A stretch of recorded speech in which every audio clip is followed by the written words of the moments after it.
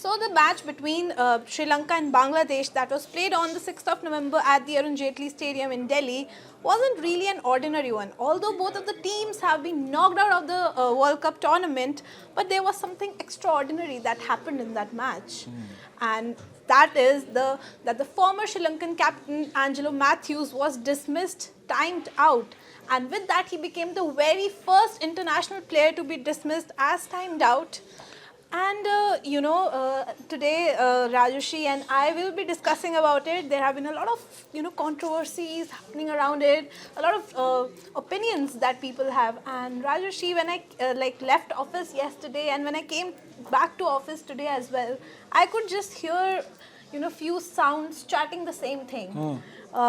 Few people said like Shakib Al Hasan shouldn't have appealed, it's not against the spirit of the game, while some were like Angelo Mathews should have been more aware about the game, about the rules, a lot of chatter happening around it, not just in office but in the cricketing world as well. Seems like everybody stands divided on it. So look, we all love this word controversy, right? Yeah, it was controversial. Now let's put into perspective what happened. It happened nearly 24 hours ago, right? We're just trying to summarize and analyze this whole criticism that Shakib Al Hasan has copped. What happened? Angelo Mathews came into bat with Sri Lanka 4 down, I suppose, 4 right? down. 4 down. So what does the rule stipulate? The MCC rule stipulates that the next batter should take the crease inside 2 minutes of the previous dismissal. Earlier it was 3 minutes. Recently this rule was changed to 2 minutes. right. Now Angelo Mathews walked to the crease, right? For all of us watching the match, obviously we saw Mathews walking in. He was at the crease and then he realized his the chin strap of his helmet had broken. Then he immediately gestured towards the dressing room asking for a replacement. That's when Shakib Al Hasan appealed. Now apparently one of the Bangladesh fielders went and told Shakib, if you appeal now, you could get him out. Right. Timed out. Everybody knows about the timed out rule and, a lot of controversy did spark yesterday. But it was a little bizarre. Like you said, it is a rule. This whole debate is now about the spirit of cricket. And, I have discussed this on this very show several months back. I mentioned the rule of cricket versus the spirit of cricket. Shakib Al Hasan, let's just get it clear, right, was well within his right to appeal. Absolutely. Like you said, should Angelo have been more aware of the rule? Should he have spoken to the umpires? Yeah. Should he have spoken to Shakib and said, look, my chin strap is broken? I'm sure they wouldn't have objected. I'm assuming they wouldn't have. The bizarre thing is, now if Angelo Mathews had taken strike, if he had played out that one ball and then sought to change his helmet, then he would have been fine. At the very outset, I don't agree with the spirit of cricket versus rule of cricket. If the rule is there, you make use of it. Could Shakib have avoided that? Sure, he could have. Could he have become a statesman and said, look, I don't want to call it? Yeah. Remember, we were discussing this test match between India and South Africa when Saurav Ganguly took 16 minutes to come to the crease. Yeah. But he had good reason for that as well. Sachin Tendulkar apparently could not bat because he was out injured. VVS Lakshman wasn't ready and the next batsman in was Saurav Ganguly. Right. So he had to take time to get ready and come to the crease. And Graham Smith, who was the South African captain at the time, said, you know what, let him come out and bat. I don't want to appeal. Now, the other thing that happened for Sri Lanka was, usually, when you look at time-out dismissals, you'll be thinking maybe the batsman is taking his own sweet time to get to the crease. At least then, the batting captain could have taken a decision and said, you know what, maybe I'll go with Dilshan Madhushanka and say he's been timed out. Yeah. And you don't suffer a huge loss with someone like Angelo Mathews not getting to bat. So it was bizarre, it was a little ridiculous. But you also need to introspect and look at some of the rules in cricket. So much time is anyway wasted, right, with unnecessary appeals, with umpires needlessly looking at clear-cut runouts or runouts that are not even clear. Yeah. Before I get back to you, Diya, again, the spirit of cricketers understand what this embodies, right? The Sri Lankan players refused to shake hands with the Bangladesh cricketers. That also goes against the spirit of cricket, by the way. Yeah. Right? Angelo Mathews also was furious. He went and had a couple of words with Liton Das when he was taking an injury break. Um, he taunted Shakib Al Hasan when he dismissed him. All that also goes against the spirit of cricket. Now you say that, look, it's a fallout of what happened. I think I don't quite agree with the spirit of cricket debate all the time. Spirit of cricket also, when you're sledging someone and you get away with it and you call it gamesmanship, that's also against the spirit of cricket. But why are we pulling up Shakib Al Hasan over here? It's the rule that has been laid by the MCC. Yeah. It's there already in the books. Then why pull up a player who is just adhering to a rule? Yeah. Then MCC who actually laid the rules. Why don't we question, introspect, go back to the rules and maybe, ask for a change in them? Good question. It is what it is. First off, look, it's global sports. It's cricket.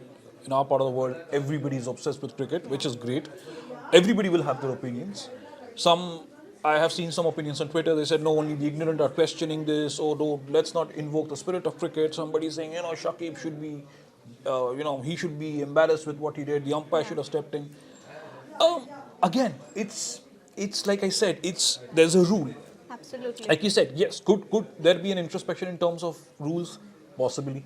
Rules have been changed and tweaked in the past as well. Yeah. You've suddenly have two new balls to operate within one-day cricket. That is disadvantageous for a lot of bowlers. Kudos to the Indian bowlers really who've done remarkably well and found ways around the two new balls to deal with that sort of challenge. But again, yes, look, when as a captain you're taking that kind of a decision in a World Cup game, whether or not there is any big stakes involved in that game, questions will always be asked, debates will always be raised, controversies will always be stirred. Yes, could Shakib have done things differently? Remember, Angelo Mathews was captain in 2014 when Sachitra Senanayake ran Josh Butler out. Alistair Cook was furious. He said, I don't know whether I'm going to do it, but I don't think I would. They shouldn't have done that. Mahela Jayabardhan had then come out and said, look, we had issued several warnings to Josh Butler. He was taking unfair advantage. And I'm all for it. You can't take unfair advantage by walking out of the crease and gaining that extra split second. As it is, the game is heavily tilted in favor of batsmen. Should you do it? No, you shouldn't. Timeout. It's fair enough. Anyway, looking at time, and Shakib Al Hasan could have argued that, look, maybe at the end of towards the end of the innings, if I was short of time, I would have had to compromise with my field setting because there is a fielding penalty if you're not bowling your overs on time. There's a lot of things that can be said, but it's just, let's put it in retrospect. Angelo Mathews was at the crease. He hadn't taken strike. And then he, this morning, on Tuesday morning, he also put out a clipping saying that, look, there is the time when the previous catch was taken and that's me with my batting, with my helmet chin strap broken. It was a 5-second gap. It was a 5-second gap, 5 seconds short of 2 minutes, right? So he had his argument, but again, the call was with the umpire, and apparently Shakib was asked on the field, are you serious about that appeal? He said, I am, and that's what it is. And I think it can also be, what I feel is what Shakib did maybe out of desperation as well. I know Sri Lanka was already in tatters when 135 for 4, and then you see Bangladesh, they have lost 6 consecutive games in a World Cup stage as an Asian side. And then, you see Angelo Mathews coming in. He could have turned it around, of course, one of the veteran players for Sri Lanka. Then this decision to dismiss him, without doing any effort, can be out of desperation as well, with Champions Trophy qualification at stake, with, the game actually could have turned around. No, but I take a bit of objection to what you said, without any effort. These are rules, right? Now, it's the same thing about the non-striker runouts, which was earlier referred to as man-cutting. A lot of cricketers, especially from Australia and England, I've heard a few of them say, oh, but that doesn't involve any battle between bat and ball. But that is what the rule says. The rule says that you can't take any unfair advantage by stepping out of the non-striker's crease. And if so, by the way, the bowler or the fielding captain, they are not obligated to warn the batter. That's what the spirit of cricket invoked earlier. But now, when the MCC says that, look, this can't be taken as going against the spirit of the game, I mean, how can a dismissal, which is within the rules of the game, spark any spirit of cricket conversation? For me, yes. Was it bad optics? Yes. Would I support a captain who has allowed his bowler to run out a non-striker? 100%. Do I like what Shakib did? Not necessarily. Yeah. Maybe that could have been handled with a little bit more maturity. Angelo Mathews could have asked Shakib. He could have asked the umpires, "Listen, I just need to change my helmet. Bear with me for another 50 seconds." How long could it have taken? Just to change that helmet, or could he have taken strike? The other thing was Angelo said, "Look, it's about safety," and I completely agree. You cannot compromise on safety.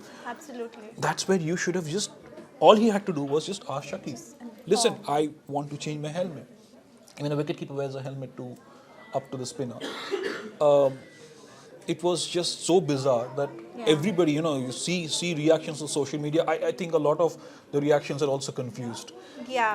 But I think the chillest person right now would be Shakib. He said, "Look, I've done my job." He was, by the way, player of the match. Took a couple of wickets, scored 80. He just did the bad do the talking. Yeah. He was the man of the match, guided his team through the victory. Although eventually Angelo Mathews was the one who took his wicket and he took those 2 wickets, didn't he? And he gestured towards, and he sort of taunted Shakib. Again, that spillover, right? It was ugly to watch, seriously. Sri Lanka and Bangladesh, they shared a bit of rivalry, with all that Nagan dance nonsense. It was... I think one of the most engrossing subcontinent rivalry, can we say, although, of course, India, Pakistan truly hasn't really lived up to that hype in terms of the matches that gets played, but I think Bangladesh and Sri Lanka were quite underrated with the rivalry that they have had over the years. No, over the last 5 years, especially since the Nidahas Trophy. It started back in 2018, Nidahas Trophy, exactly. The Nagin dance celebration, and now here we are. But although it has got a bit uglier. Hey, it was not. I mean, look, things happen. Things get heated on the cricket field, on any sporting event. Things tend to happen, right? But I think what happened, what you saw unfold throughout the course of the match after that Angelo Mathews controversy was a bit of it was a little immature, for the lack of a better word. It was just blatantly immature to watch. Angelo Mathews going, I mean, he's a senior cricketer, he's a senior statesman himself. What's done is done. And then he's going and talking to Liton Das, he's agitated with the umpires, he's in an animated conversation with the match officials. Then he's sledging Shakib Al Hasan after dismissing him. He's, all over the place. And at the end of the day, you lost. Bangladesh won. So, I mean, had that dismissal really, helped the Sri Lankan team rally and crush Bangladesh by, say, 100 runs, that would have still meant something. But then you're going overboard and you lose quite heavily. So, that was just really, really an ugly sight to watch. And both teams, by the way, have underperformed in this World Cup. They should be really disappointed and embarrassed with the way they have turned up on the field. They should have, had bigger things to worry about, especially Sri Lanka. It was just really, really bad to watch from a Sri Lankan fan perspective. So I think this whole entire incident is something that we would want to leave it open-ended for everybody, however they perceive that particular incident. And here also it's like an open-ended thing. No one is actually right or wrong over here. It's how actually you perceive it. And both of the teams are in the limelight for not very good reasons, not for their cricket, for like how they have played cricket so far in the tournament, but for their conduct on the field. And although, yes, we have witnessed a lot of fiery knocks in this entire tournament, some fiery spells from the bowlers as well, but this time around, for the very first time in the Cricket World Cup 2023, there was a fiery altercation that we saw on the field between two of the subcontinent sides that had their history back in 2018 as well. And I think it was a great, way to leave the conversation, as I said, like let it be open-ended, Yeah, exactly. I mean, let's just. We would like to see you react to this controversy because it's probably the only controversy so far in the World Cup. It's been you've seen some intense rivalries on the field, and Sri Lanka, Bangladesh, like Dia said, they shared some history in their recent past, and just hope that this doesn't quite boil over. Shakib Al Hasan, like I said, he would have been pretty happy with his own performance, led the team well, picked those two wickets, scored some runs, was involved in that pretty important partnership with Shanto, and didn't let the occasion get the better of him. He showed a really, really cool, calm head, and delivered a victory for Sri Lanka. And he stood up for his and decision did, as well. He did. Defended Yeah. it like he wasn't, with all the external noises that were coming in. You Yeah. know, all the experts and like all the veteran cricketers Yeah. criticizing him. He was unfazed by it. Absolutely. He was standing tall with his decision. He defended it in the press match conference, as we saw.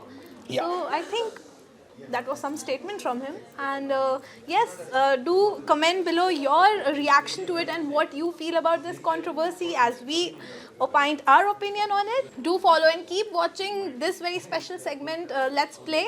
We'll be back with more pulse around the World Cup. This is me, Diya Kakkar, with Rajarshi Gupta signing off.